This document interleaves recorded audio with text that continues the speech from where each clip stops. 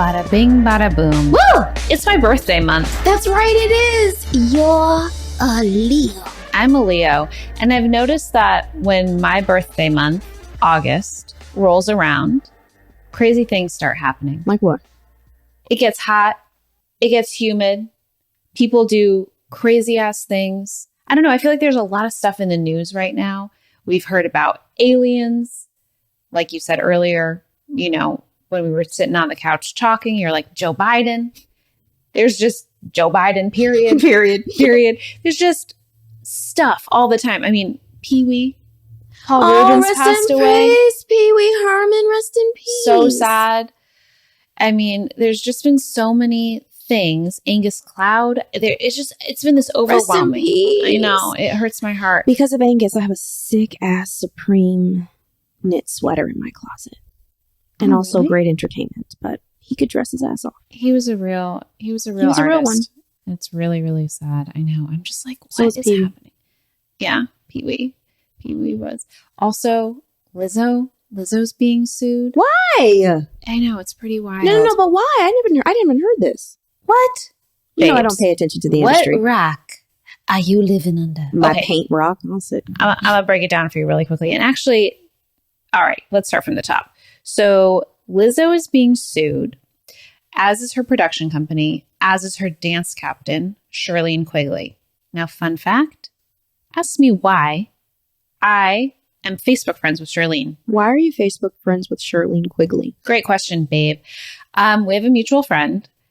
I met her a couple of years ago. Actually, more than a couple of years ago. Years and years ago, and haven't seen her, anything like that, but we are Facebook friends. Fun fact.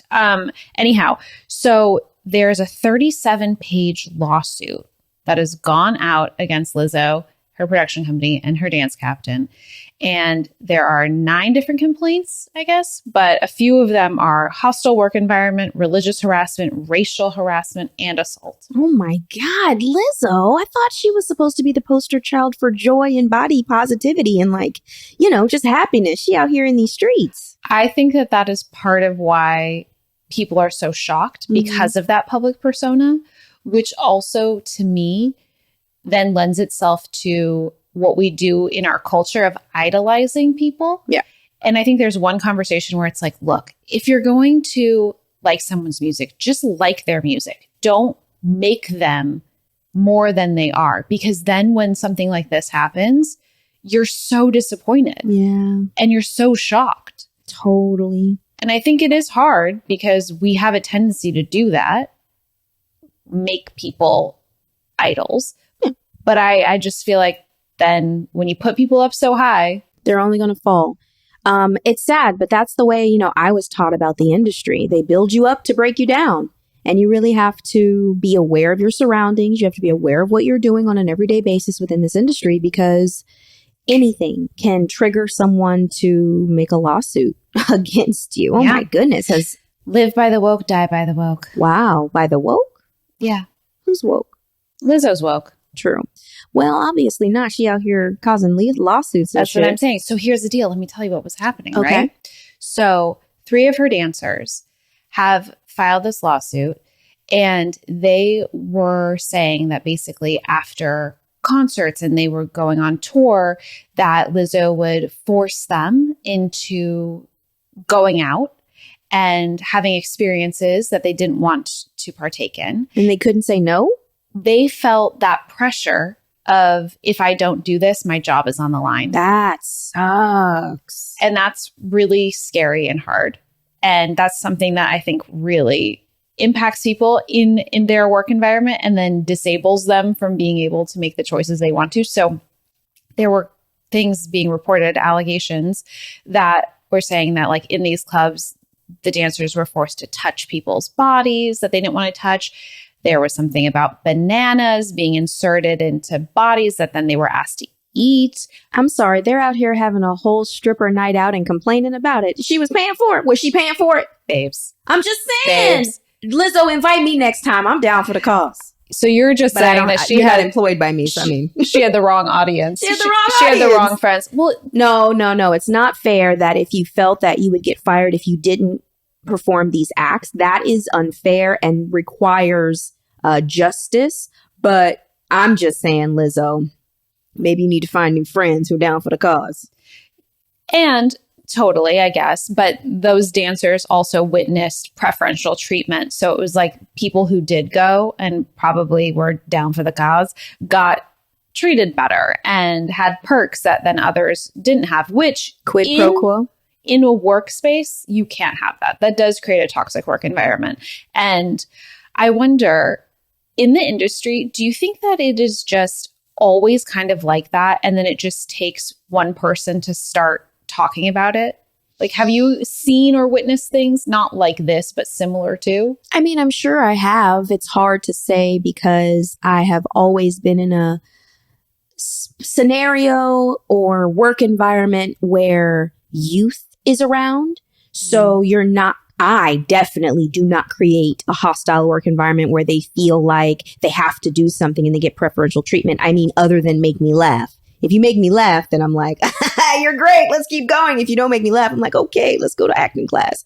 But like, I never really had to deal with the adult version of quid pro quo, which is something that is lovely for the company that I work for. We get constant sexual harassment classes at the beginning of every season to let us know what's okay, what's not okay, what the climate of the society is when it comes to understanding how to ask someone to do something and what's okay and what's not. Because let's keep it real, from the 90s back, anything was up for grabs. Like, right. You know what I mean? Oh, you want this job? Come into my office. And nobody said anything until, hashtag Me Too came out. It was just a part of the lexicon of entertainment industry for so long, but nobody's taken that anymore. And do you feel like tour life is so different? Like, we're talking about dancers. I know that you've gone on tour and we've had conversations about this, or you've told stories, but even from my imagination, it's just like, you're living together, you're changing together. Dancers are comfortable in their body. We see how they are on stage. I mean, everyone is very touchy-feely. It's kind of like, where does the boundary lie between professionalism and making sure that everyone feels safe in their work environment, but then also having this kind of very personal relationship that dancers and people on tour kind of have? Right. I mean, again, when I was on tour, I had a whole bunch of guy dancers. The majority of my tour, I had some girl dancers here and there when I was younger. But when I was older and I was on tour with NSYNC and Mandy Moore and all of them, like NSYNC and Mandy Moore. I'm sorry, what? Say it again. No, I'm not gonna say it again. Say it again. I already dropped it. Catch it when you can. But when I was on tour with them, I had a whole bunch of guy dancers, and obviously I did not change in front of them, and they did not change in front of me because I was underage, and that's a boundary. However, we had our fun. We were at fairs. We were here. And then I would go to my room and they would go out at night. And then I'd hear about all their stories within reason of respective age boundaries about their nights. And then I was like, I can't wait to go on tour with you guys when I'm of age. And then finally, when I got older, 18, then I started to see what the world is. And the line is very blurry, especially in music. But when you are in a non-office setting, when you are traveling with people, you become quote unquote family, and the lines of boss blurs unless someone doesn't do their job appropriately and you have to give notes later, you have to fire, you know what I mean? So I could understand how the lines get blurred. And at the same time, it truly is up to the boss, the star, the celebrity, the outside team, the tour manager, the music director, to keep one foot out of the chaos to make sure things are going well. And obviously somebody was afraid to do that. But there's a lot of, I'm sorry to keep going, but there's a lot of celebrities who hold such power that even their team are scared to say. I mean, sadly, I can bring up R. Kelly in that instance. His team around him saw what was going on and what was going on with these girls, but they were afraid for their job and didn't say anything. Yeah. And that's really a really hard place to be in when you are stuck between, okay, my job matters to me. Food on the table. Yeah, food on the table, or whatever the motivation is for you. I mean, there's like food on the table, but there's also like, maybe you're somebody who's trying to work yourself up the ladder. You know that if you lose this job, then you lose the opportunity, but then also ethically and morally being like, this is wrong. And I think too, it's like in this situation, was conversation about Lizzo deciding to have auditions over again with her same dancers. So she was like very upset about something. This is also part of what's in the lawsuit. And this audition, when they came back from a tour, they were out of the country. They came back into the United States, and Lizzo was not happy and said, I'm going to re-audition all of you. And it turned out to be like a 12-hour audition. Oh, that's abuse. People were afraid to leave. And one of the dancers who's filing this claim urinated on herself because she could not leave to go to the bathroom. And that is so extreme. And it does make me wonder, like, how are so many people co-signing onto that being okay? Meaning not having a break, pushing someone to the point where they go to the bathroom on themselves. But then also, like, what? That I know why. Why? Because she's the top artist in America underneath Beyonce. Lizzo is huge. Oh my God, babe. Speaking of Beyonce, that's another thing that happened. Beyonce apparently has a lyric in one of her songs where she says something about Lizzo, Lizzo, Lizzo. And in one of her recent concerts, she did not say Lizzo's name. She said Badu, Badu, Badu. I mean, I like that better anyway. But I mean, that's a statement without making a statement. My question is, Lizzo, what you about to do? Because, you know, we're in cancel culture season. And are you going to hide? Are you going to get all your brands pulled? Like, what is our society going to do? Because we love to punish people. So what is that punishment going to be? And, you know, it's sad. And she shouldn't have done that. But listen, we've had Michael Jackson dancers, Madonna dancers, Elvis performing, and band members. And it's literally just the time period that we're in. Because I can only imagine the stress and turmoil that and I'm going to be rude, Lizzo, sorry, that actual massive superstars have had. Elvis, Michael, Madonna, Janet. I mean, you can even go back to Rolling Stones and all these people. There's been so many massive megastars that Lizzo can't really sit in the top 10 when you look at the history of music, that I'm sure the crew and background dancers or background singers can tell some stories about when they felt, quote unquote, abused or sexually harassed. And it's like, okay, well, not anymore. That culture is gone. It really is. It's wild. I mean, yes, I'm sure everyone has stories. And back to what you were saying about what Lizzo's going to do, who knows? But Charlene went right to her social media and made a comment. And she released a video that just said, God is so great, and that she had the best time on tour. And so she didn't talk on it, but she released a video. And this is an interesting thing for me in knowing the little bits that I know about her. So she is very, very religious. And that is something that has shown up in this lawsuit, is that people felt pressured by her religious conversation. Mm-hmm. So she was very, very pushy and aggressive with her beliefs. And when she found out that one of these dancers was a virgin, she started discussing it quite frequently, and also then making very bizarre sexual remarks. So there's this whole murky area within that world. But I know that from some personal stuff, like, I don't believe that she's fully well. I think there is Charlene. Oh. I think there are some mental health issues at play here. Find me someone in America that doesn't have mental health issues. You can't. Okay. You can't throw a broom. What is it? You can't throw a stick without hitting somebody. In exactly. With a mental health issue. But she went missing a few years ago. Where was she? And it became this thing, right? And I knew this only because I was seeing people repost. And she went missing a few years ago and then was found, and she was just like wandering. She wanted to take a quick little stroll for the next 3 days. That type of thing. Wow. It's just, my point is that I don't think she's mentally well. And then when you put somebody who's a bit unstable in such a high position. A high stress position. So what is her job title?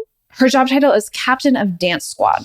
Wow, she is Captain of Dance Squad. She thought she was going into high school with some batons and stuff, but she ended up on the stage with Lizzo and now in a lawsuit. Poor girl. Well, I guess we're going to be watching her walk down the street soon. For days. Back down it. back down the street you go, Shirley. I mean, but everyone, it is just all that to say. Let's hope that doesn't happen until she is out of this humidity, right? I just want to know how much money they're going for. Because Lizzo's ripe. Lizzo's ripe with the cash flow right now. That's going to suck on Lizzo's part. And, you know, I hope justice prevails. Whichever Always. way it wins, I hope justice prevails. I'm not sitting on either side, and I'm sure you're not either. And we don't know, and we weren't there. So I just want to disclaimer that. We're just, you know, shooting the shit. So if you have judgment about what we said, just know this is home couch conversation. So go sit down. Let's spin the wheel.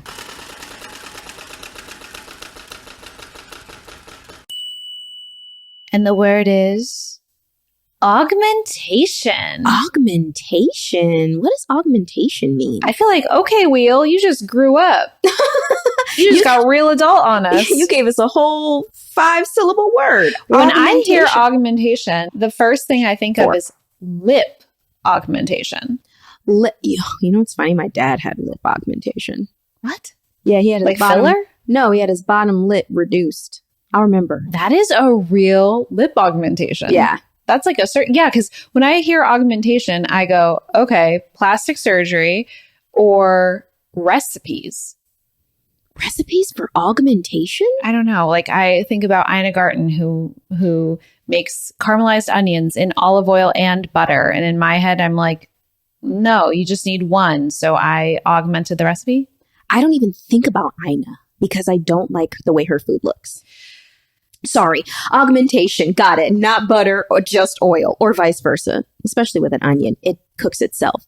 I mean, augmentation for me, I kind of go into like machine world. Oh. You know what I mean? Like I'm going to augment this machine to make it work for me. That's what I think about. But yeah, I think about plastic surgery as well. Ugh, I always think about plastic surgery.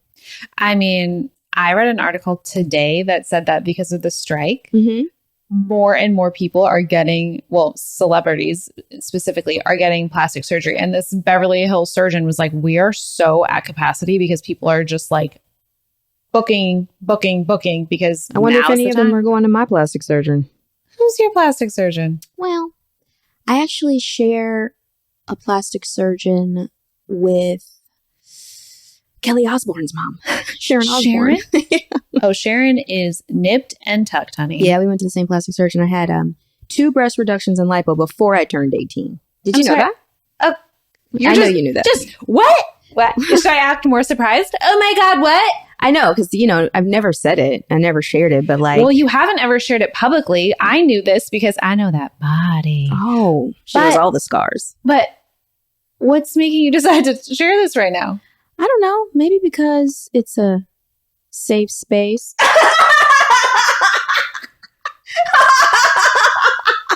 It's a safe space. I mean, wow, babes. You are safe with me. Oh, yeah. Am I okay? And the earbuds of the 4,000 people listening. I love those. Yo, 4,000. Yo, loved your show. We were looking for 50,000, but we got 4,000. We love y'all. Anyway, it is a safe space, baby. Okay. But yeah, I'm sorry. And you also said before the age of 18. Yeah, before the age of 18. Which means you were a minor. Correct. There was paperwork involved. My dad suggested strongly that I should get my breast reduced. My breast reduced. Say that 10 times fast. I know, right? And he was like, so you don't feel bad? Is there anything you want? And I was like, what? I was like, yeah. If I get lipo, will people stop calling me fat? And so I got a twofer. A 2 for 1. So the lipo was free? In my head, that's how it was presented. And it was just like a mess. It was just a mess. Just being that young and the pain of it all, honey. Yeah, I was going to say, what was the recovery like? I disassociated. So the recovery was, you know, a little painful. I have scars. I still have scar tissue to this day. And I gained weight after and had to like go back for a quick little bit more out because they were still too big for others' feelings. That was the number 2? That was the number 2. Oh my gosh. Wait, so did you go to like a recovery center? Because my sister had her tonsils taken out and she went to a recovery center and it was this like bougie house that all of these women who had just had facelifts and boob jobs and whatever done. And they were all walking around and then she's just like, my tonsils. Hilarious. Yeah, I went to a recovery center, but that was for that was for another procedure I had. So after this one, you just went home?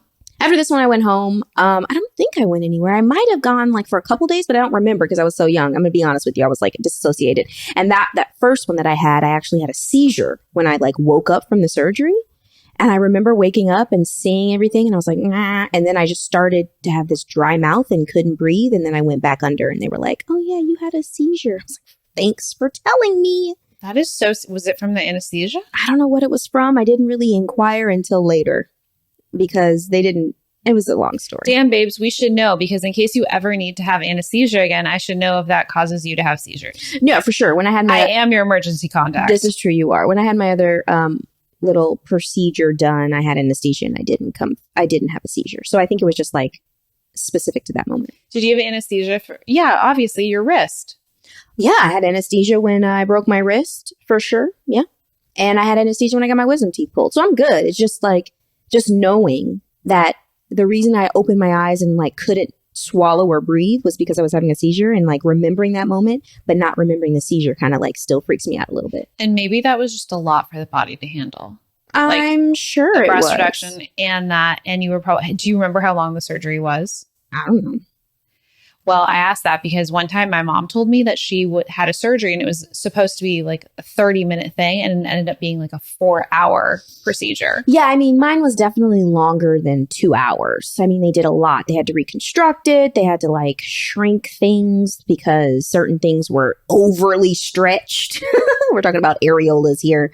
My areola was absolutely massive because I had like triple D's. Like I would sit down and my titties would just be sitting on my knees and with no bra. And I was like, laid back / kind of like him. The boys always looked at me. I mean, come on now. Yeah, I had a nice little... Part of me is like, holy shit. And then part of me is like, jealous. See, it's funny. It's funny you said that because you always say that I'm a titty girl, but you are. You are? No, I'm not. You're not? What are you then? A body. I like the body, the whole thing. Bodies. You got a perfect one. That's but I've heard you say, "Ooh, look at them titties," quite a bit. I'm admiring it, but I've also said, "Look at that ass." I've said all the body parts. I also said, "Look at them calves." Yes, them calves. Because that's all I got. No, that's all I got going for me. That's not true. I mean, I think so. I think I could have a little bit more junk in my trunk or a little bit more of a titty, and it would make me feel some type of way. Or you can look at your body and be like, you are perfectly proportionate to your length and size and hair color. This is true. Couldn't you? My hair color. You got it later. Yeah, get out of here. Oh my God. What are you saying? What are you really saying? I'm saying that I love your body. Thank you. I really love your body too. Thank you. That's what I'm really Even with saying. all its scars. All of its scars. Emotional and physical. I mean, scar tissue though, that's a real thing. And I think that people should talk more about how to handle themselves post-procedure, post-augmentation, because scar tissue holds trauma, like you've said before, and there are certain things you can do to help avoid creating greater scar tissue, like lymphatic massage and drainage and things like that. And cupping, like my wife really got me into cupping because of my scars. And because I've been going, like my skin is loosening after so many years and I can like digest better after so many years. And it's interesting that you said that there's so many augmentations happening during the strike because I wonder if they're going to claim it. You know, there's so many beauty influencers out there like, I was born like this. Bitch, no, you weren't. I see the triangle inside of the nose cavity. I know damn well you got your nose done. That's an interesting thing because you know those celebrity Instagrams where they compare a person's before and afters? Mm-hmm. I was thinking about that recently because I saw a picture of myself when I was like 12 years old. Mm-hmm. And I look at myself now as a 36-year-old, and you've even done this with me, where you've looked at me and you're like, you sure you didn't get your nose done, Miranda? You sure? Mm-hmm. And I did not get my nose done. I have not had any work done to my face.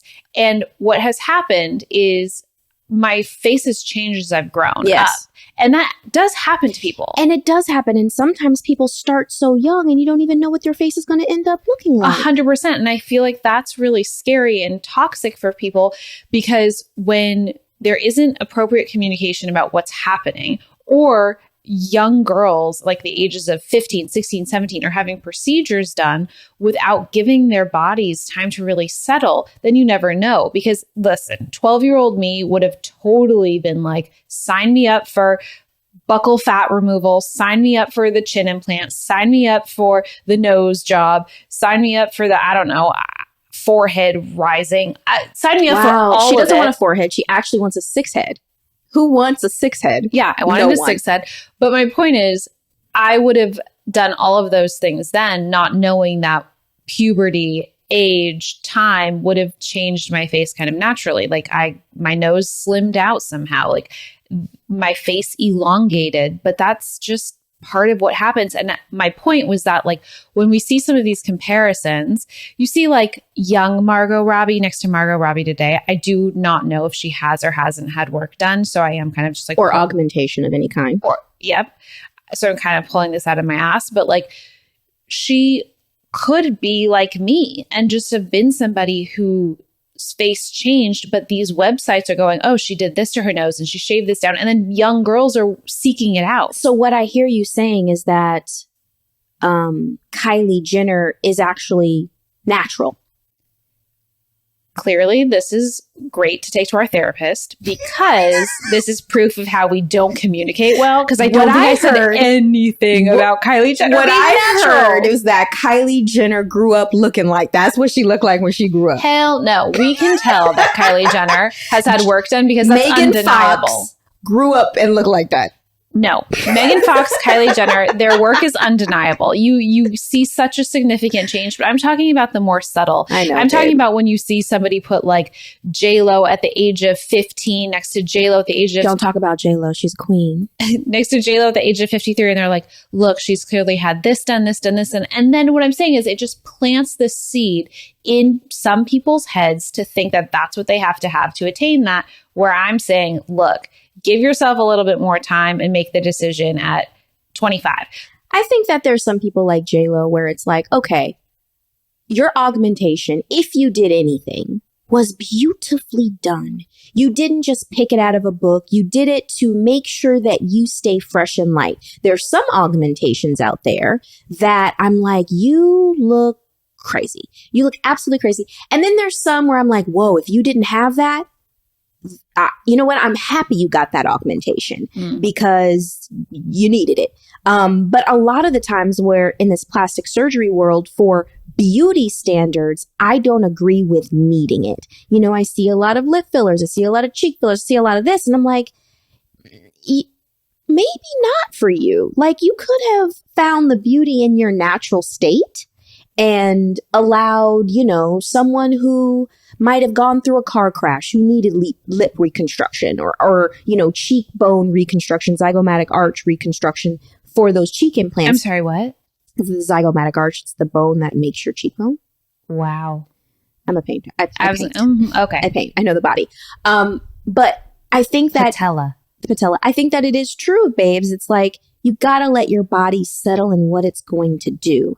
But at the same time, there are people at a young age, like, you know, my septum, I have a deviated septum, you know, my eye is crooked, I got to tuck my ears. It's like this ideal, even before you grow into who you are, that our society, parents, family members, royalty, I mean, that has been going on for forever around the world. This is very true.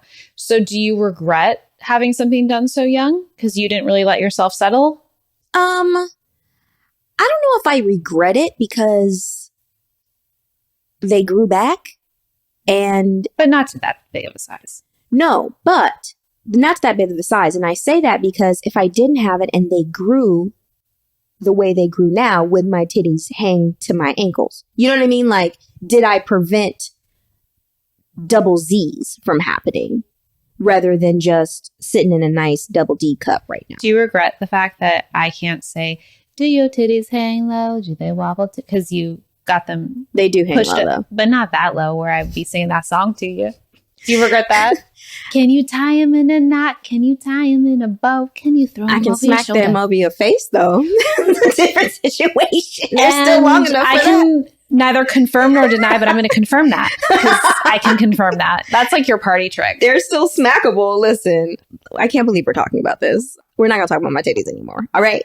Well, I just mean in terms of like your relationship to yourself, and if that, I know you said you dissociated, but if you had a moment of like, oh wow, I feel amazing now, or I feel different, or I feel great, or I feel the shirts fit well, but even though I got the breast reduction, nobody knew at that age, and I still got reamed through social media because I wasn't as skinny as everybody else, and they still called me fat. So it's like, you get that done, and it's still not what everybody wanted to see. So it's kind of in that mindset of, I could have or I could have not.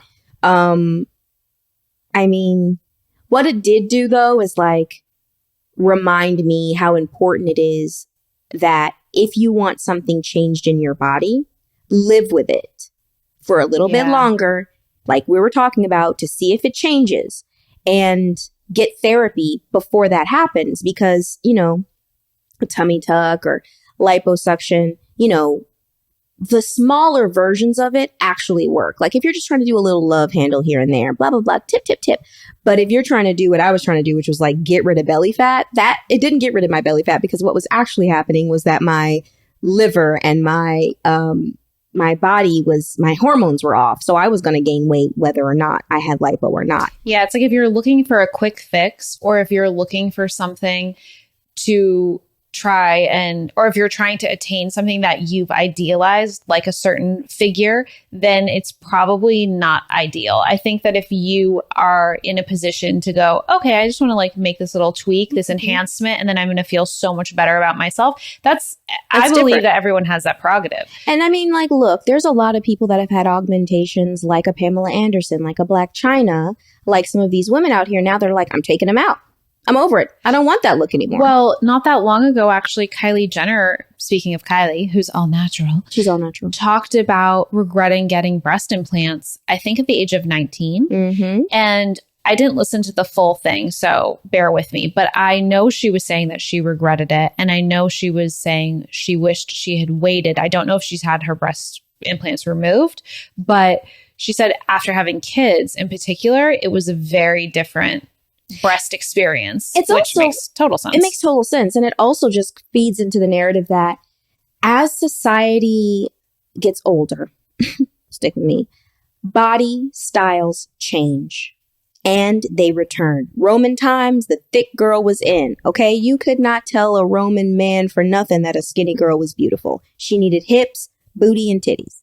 Then 90s, America. If you didn't look like you haven't eaten in years, you're not going to be beautiful. Heroin chic. Heroin chic. And then the Kardashian era. If you didn't look like you were skinny as hell, but you got a big old hair and big old denim, then it didn't work. And, you know, corsets from the 1800s to now, it's like humans will change what a beauty standard is at a drop of a dime. And the fact that we have technology to augment our bodies in such invasive way, injections. Now we have to liquidize those injections because what the material it was used for was dangerous. Like, it's just a constant cyclical pattern, which is another reason why I'm like, maybe just wait.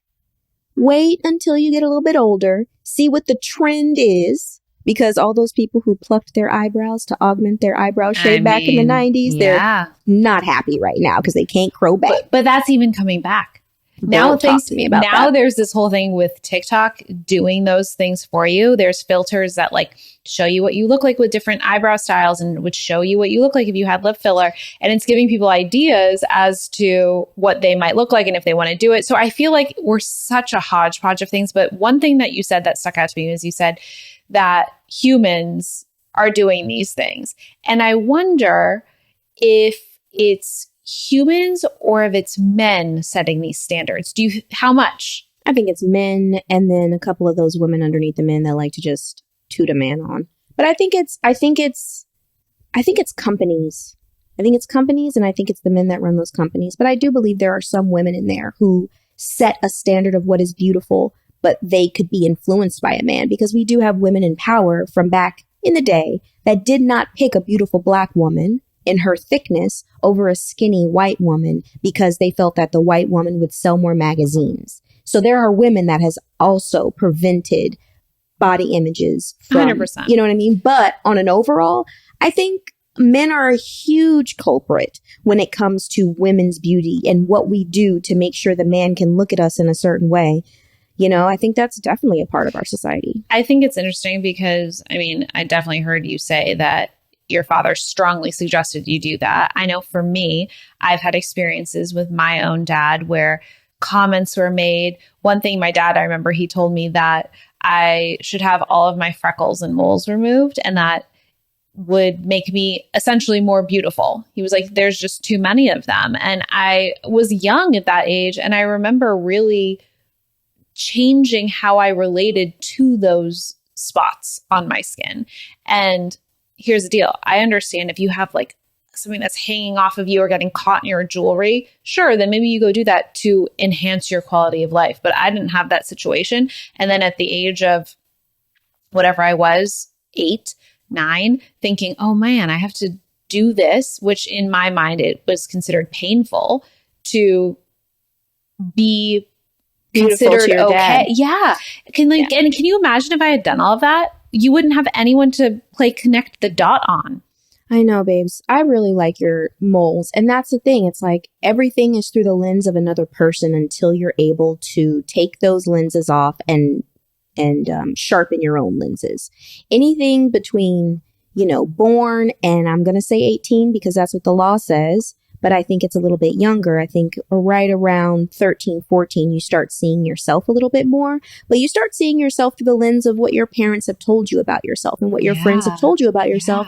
And if you have a human in your family that is critical of your size, that is critical of what your hair color looks like, that is critical of how you write, critical of how you speak, you're going to start soaking up that and augmenting yourself to make that person happy. But that's not making you happy. That's just making sure that you have a safe environment so you don't feel that criticism. And as we get older, that thought process changes into this is what's wrong with me. And then we start having self-doubt and lack of confidence. And it's sad because rarely will a child grow up and feel like they are absolutely perfect left and right. We play like we do. We put it as our mask. But, even if somebody was like, you skip wrong, that might scar a child one day. Yeah. And then the next day, you're like, you skip well. And the child's like, well, which one? I don't know, Yeah. And you never know how sensitive that child is and how deeply they'll receive that criticism, because you often hear people say things like, I grew up under the same roof as this person and we have the same parents. But at the same time, I was thinking about this because I used to be someone who said that. I would compare myself to my sister and be like, Mimi and I grew up under the same roof with the same parents. But then I realized we didn't have the same parents. We didn't. Because you didn't have the same parent dynamic. You had the same parents, but you didn't have the same parent dynamic. Right. But they were different people by the time that my sister was born. And my father left when my sister was 2. I was 7. My mom's mental state was different.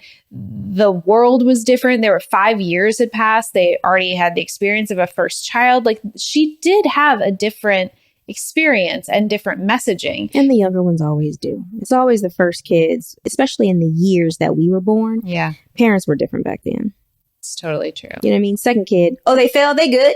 First kid, oh my God. I mean, that still exists. I see that even with my friends who are having kids right now, where the first one, it's like, I am so terrified to feed them solids. And the second one is being fed solids by the first one. Exactly. And then it's also, like you said, even though you're growing under the same roof and you have parents, even though they will grow up after certain kids grow up, it's still a different human. Just because you come from the same body doesn't make you that person. Right. You are your own person with similar attributes and genes, but you are a different human being with a different spirit and a different path. And you will sit at the table with, chicken, rice, and gravy. One kid just wants the rice. One kid just wants the chicken. That shows you right there that they are going to experience things differently. And one kid wants it all. Me. I want everything. I mean, oh my God, I used to be so jealous of my brother because he would be able to get chicken, rice, and gravy. And they were like, no, just chicken for you. You got to keep your weight. And I was like, yeah. Chicken, rice, and gravy from where? My mama would make it. She would put rice and chicken inside of a casserole dish and then cover it in mushroom soup from Campbell's. Campbell's? Oh my God. But I used to eat that. It was just out. out that he would have that. But I've never had that. Oh, it's so good. Condensed mushroom soup. So good. Oh, girl, I feel like it's always in green bean casserole. Yeah. Right? Yeah, we didn't really make that. That's over there on your side of the street. On our side, I didn't make that. I've never been to a white people Thanksgiving that had green bean casserole. Just saying. I have. So is there anything else that you would augment about yourself? About myself? Yeah. Yes, I would have an eyebrow transplant. What? Yeah. The way my eyebrows grow, you guys can check it out. You can Google me. And when I was a child, my eyebrows grew upside down, left and right. I've had this conversation so many times. But I have them tattooed now because there was a point in my career where my father was like, time to get your eyebrows taken off. They look too weird. And so got them shaved off, and then I started drawing them in. But now it kind of goes back to the trend thing that you were talking about, because now so many people are getting microblading, which is what you do, right? Or microplaning? I get the two confused. Microblading. I got microblading because my eyebrows don't grow right. So I used to get judged for going out without drawing my eyebrows in. My grandma used to call me that little bird. Remember the bird from Snoopy? Woodstock? Yeah. She said that my eyebrows look like his feet. So I was like, all right, grandma. Okay. God. So rest in peace, lady. But I was like, let me get them tatted because I don't like to draw. I don't wear makeup. Yeah. So I got them microbladed and I love them. But it is because back in the 90s, in the late 80s, I wore my eyebrows and nobody tripped. But what I'm saying is so crazy is back then when that was happening to you, no one was talking about it. Nobody would have been like, oh, it's fine. And now, fast forward, there's a solution for it. And so many women, even women with not upside down, backwards, see-through eyebrows are doing this thing. And so it kind of proves your point of letting things settle a little bit in yourself and then seeing where the cards kind of fall, because society, culture will dictate something in this world of standards. I literally believe that 100% because when I was younger in the industry, thick girls, big girls were not popular. Yeah. It was just like, you're fat, plain and simple. You have to be the best friend if you're black. You have to. And then now, thanks to people like Lizzo, I guess, people are giving her the credit for it. Thick girls and bigger girls are out here thriving in their best bodies. But, just 100, I was thick my whole life. So for all of those that were hating on me, I stayed that way. You're welcome. You were just a singular soldier. One person marching. I remember there were some girls in the industry. I'm like, how come they're not getting, Amber Tamblyn? She had hips her whole life.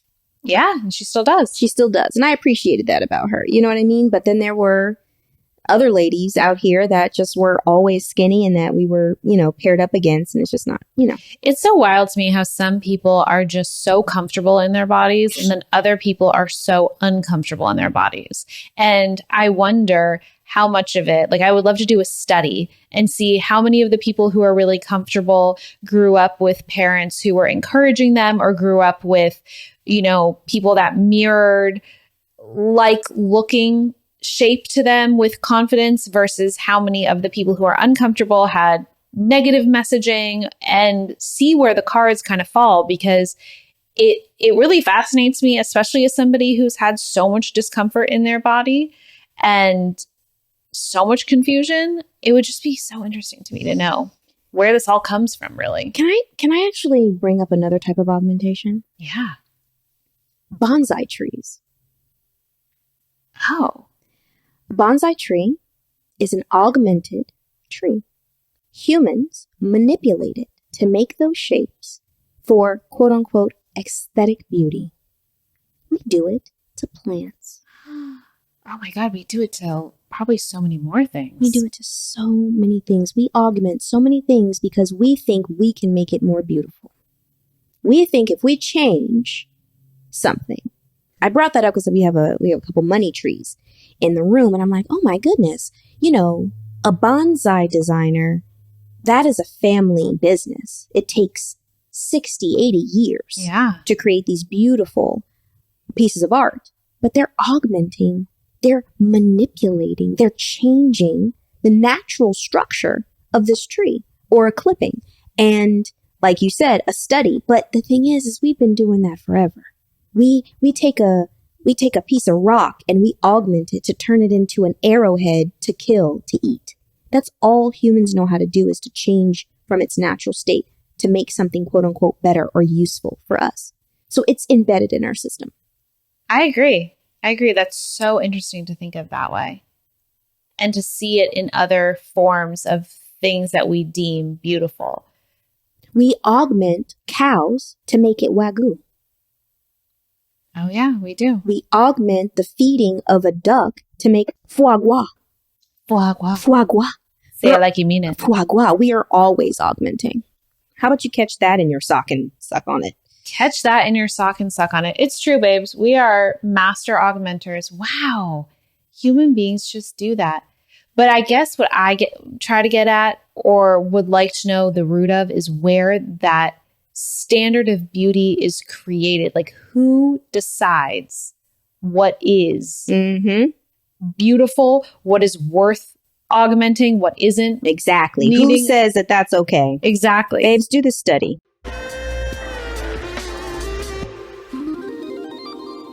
There's a game on the horizon. Let's play a game. For today's game, babe, and with the theme of augmentation, we're going to get 2 different plastic surgery procedures, and we have to decide which is more expensive. Done. These numbers are from the 2020 Aesthetic Plastic Surgery National Databank statistics and 288 participating plastic surgery practices across the United States of America. Wow. Let's go. Let's go. These numbers only reflect standard procedure costs, which include surgeon and facility fees, and may not include fees for anesthesia, medical tests, prescriptions, surgical garments, or other miscellaneous costs related to your procedures, which is aftercare. Whoever gets 2 right first wins, and the loser must read our final podcast credits in the weirdest voice they can come up with. I hope I win. I cannot wait for this I hope game. I lose. I hope I win the chance to lose. Oh, that's how you play a game of some kind. Let's go. play. Okay. Which is more expensive? Okay. A Brazilian butt lift or a tummy tuck? Okay, let's talk about it. A Brazilian butt lift requires an implant. Also known as the BBL. Ooh, the BBL. A butt implant, some injections here and there. A tummy tuck requires the corset snatch along with your abdomen being pulled down in a reconstruction and taking out of the belly fat by the fupa. And maybe the fupa. And maybe a new belly button. A reconstructed belly button. They'll move it and change it to where it needs to go. They also have to take into consideration like the stretching of the skin. So I'm going to say a tummy tuck is more expensive. Oh, I was going to say Brazilian butt lift. Oh, okay. Well, Let's who's see. right? Ooh, I'm a rat. The tummy tuck is more expensive. There's a lot more muscles they have to deal with. Not fair. That's because you probably asked your plastic surgeon when you were getting your boobs done some questions like that. And I haven't had the chance because I don't have big enough boobs. Well, a tummy tuck is $6,622 and a BBL is $5,480. Not too much difference. Close enough. Let's get this next one in. Upper arm lift or a vaginal You can't read vaginoplasty? Listen, I was just, when I saw it, I was like, is this what I think it is? It is. Okay, an upper arm lift. Would you or would you not get a vaginoplasty? Define it. Like, what are we doing? Are we dealing with the lips? I actually don't even know, but I think it's when they make you tighter. Well, I don't have to worry about that anymore, so I'll probably be okay with this. Okay, listen, let's talk about it. Maybe they make it prettier, or maybe they do. But then my mole will get removed. Then my little freckle will get removed. You guys, it's true. Breaking news. I have all the moles and beauty marks on my body where you can see them, and Raven has one on her vaginoplasty, and she's keeping it. Okay, which is more expensive? An upper arm lift or a vaginoplasty? I'm guessing first, and I know you like to break them down or whatever, but I'm saying vaginoplasty just because of what you're dealing with. And if you accidentally nip tuck the clit, you're done as a doctor. That was a great sentence. Nip tuck the clit. That is, who got bars for that one? I need somebody to write 16 bars for the nip tuck the clit. That shit was nip bomb. tuck the clit. No, not you. That's what you made. She hates it when I rap. Okay. My name is Miranda Maday. That means Eminem. We connected. I went there. She went there.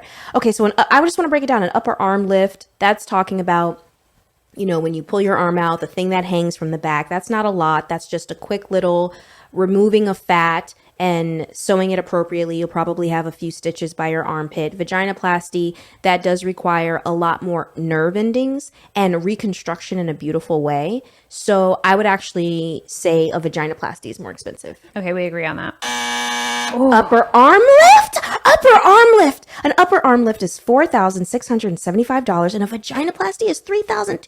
They don't care about the I was just going to say. They do not care about the vulva. And I bet you it was a man who created the vagina-oplasty. Literally. He was like, I'm tired of all this looseness. I got to get the this word tightened. is weird. Vaginoplasty. That's what it is. That's why I said yeah, vagina. I actually have a friend who went through the procedure of getting the tightening thing. Oh yeah. Yeah, That's she was down for the cause. All right, everybody, I'm in the lead 1 and Miranda has 0. Next up, Penis enlargement or upper body lift.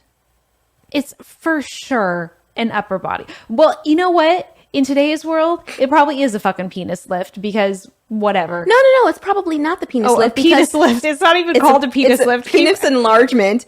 It's probably not the penis enlargement because it's guy to guy. He's like, dude, I'll do this for you for like 50 cents. Don't worry about it. I got you. I know what it means. You know, wouldn't it be more machismo to be like, oh, I got a penis enlargement and I spent 10 bags. I don't know why he talks like this, but isn't that cooler? No, yes, it's cooler, but if I was a dude and I was giving out penis enlargements, I'd be like, one for you, dude. One for you, dude. What would you do if you were sleeping with a guy? Well, and obviously I wouldn't be. Okay, right. First time you're having sex with a guy. Stop it. First time you're having sex with a guy and he's like, okay, you're getting into it, whatever. And he's like, hold on, and pulls out a penis pump. First of all, I'd be watching and just like that. So I don't know. What would I do? Yeah. I'd be like, let me see what that looks like, dog. Can I? Listen, we're not going into it. Oh, I know what you would do. Never fucking mind. Does this fit in there? Listen. Yeah, exactly. You're so bad. Anyway, we're going upper body. Well, upper body lift. I'm going to say an upper body lift. That is obviously something that's very invasive for people who have lost a whole bunch of weight or just have extra skin and fat. So I'm going to say an upper body lift. I am too. Upper body lift at $8,367 versus a penis enlargement, which is $7,960. What is it? A penis enlargement. Well, it's not a bone, it's cartilage. So I don't know if they inject some type of malleable implant. But metal. Could you imagine? Then you have a bionic penis. Ew. And a clicker. It would be like a telescope type of mechanism. And then, ew. I don't even want to talk about penises. Okay, well, it's still 1-0. Yes. So we got to do something here. Let's do it. Perspiration reduction or non-surgical vaginal tightening. That's what I was talking about. So the vaginoplasty is definitely like cutting of lips. I'm going to find out right now. Making it pretty and whatever. Hold on, let me just vaginal. What is it? Because you know how some vaginas listen, I had a friend who did some report for women's studies where she had women send her anonymous photos of their vaginas. There are some wacky looking vulvas out there. We're not thinking we don't know what a vaginoplasty is. Let me tell you what a vaginoplasty is. Literally, a vaginoplasty is the creation of a vagina or vulva from your existing genitalia tissue, including penis or scrotum. Oh, so it's a transitional. That is a true augmentation. That is a true augmentation. And then a vaginal tightening is tightening the vagina. Because we thought the vaginoplasty. Some girls be like wings, and then you shrink them down to like little beef curtains. That's how oh God. I'll tell you, there was this rumor in high school about a girl who had beef curtains, and I never knew what that was. It's okay, sweetheart. It's okay. Your vulva is yours and it's beautiful just the way it is. Beef curtains. We are the reason. We are showing why women have issues. We are literally doing. We were raised by men. It's not our fault. Oh my fucking God. This is horrible. Okay, I'm going to say that the non-surgical vaginal tightening is more expensive than the perspiration reduction because I think perspiration reduction is just done with Botox. Interesting, because I was going to go with the perspiration reduction thinking that it had to do with glands.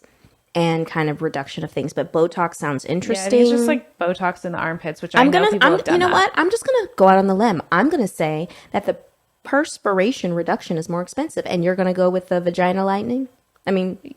Vaginal lightning. Let's go. I pulled it out of my It's sock. gonna be, yeah, you did. Oh, it's the non-surgical vagina tightening, which is $1,236, and the perspiration reduction is $999. So I got 1 point. It's 1-1 now. It's always 1-to-1 with us. Oh, we need a tiebreaker. Tiebreaker. How much is a cheek implant known as a malar augmentation? Ooh. Oh, you just were having a conversation about this the other day with and somebody. I did not ask the price. They also went out of the country, so. How polite of you. A cheek augmentation. So here's the deal with a cheek augmentation. There are a couple of kinds. There are kinds that you can just place a piece of silicone in that pocket, or you screw it into your bone, and that's a lot stronger and stays. You also have to have your incision and things like that. So augmentation. I'm going to guess that a cheek implant, also known as a malar augmentation, is around $5,000. Babes, literally, that was what I was going to say. But I'll say $5,204.99. Okay, the price is right in 5, 4, 3, 2, 1. I win. The price is $3,669. You are too good at this game. Honey, I'm in the industry. I know all the surgeries. But Holy. Y'all don't know I me. mean, clearly. you can tell when someone has it. I just know what happens when you get it. That's like my sixth sense. It is. It's your superpower. I'm like, oh, she had buccal fat removal and a little bit of lip filler and had her nose done with filler versus, yeah. I'm good at that. And a brow lift. And a brow lift. Ugh, a brow lift. Anyway, augmentation is dangerous. If done incorrectly, if not done with the right mental space, if done in a country that is not charging you correctly. Yeah, I think you can't Careful. skimp on your... Can't skimp, yo. I think a beautiful thing about augmentation is it can be there. It can happen by choice. It can happen naturally. And as long as... And it can happen in need. Because we've seen some amazing surgical procedures that, like from a car crash, or if you have a very huge accident and you need full facial reconstruction, like beautiful reasons for augmentation. Yeah. And as long as I think that people have good understanding and education as to why they're going to do any form of augmentation, whether it's on your house, whether it's on a recipe, whether it's on your body, then it's not dangerous, like you said. Right. It's not necessarily always unsafe. And like you said, there is sometimes need for it. And that's why I think that accepting ourselves and what happens to us throughout our lives is really important. Acceptance versus resistance. And I hope that we as a society can start to just feel more relaxed in the bodies that we are. And then when we choose to have augmentation, it's a positive. It's an enhancement that makes us feel more confident, or it's that feeling of a good hair day. It's like getting a blowout and you're just like, ooh, I'm feeling myself. Or a new weave. Great. Out here in these streets, I don't know. I really don't have faith in society to allow for natural beauty to prevail. Well, it has to happen in the individual. And as long as we keep having these conversations and telling people our truths, and the industry continues to shine lights on things like that, maybe change will happen. I hope so. I hope so. I hope so. Well, I can't wait to hear what crazy voice you're going to do for these credits. Bye, y'all. The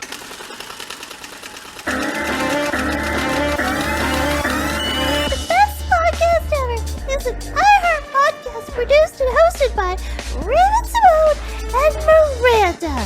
Executive producers Jensen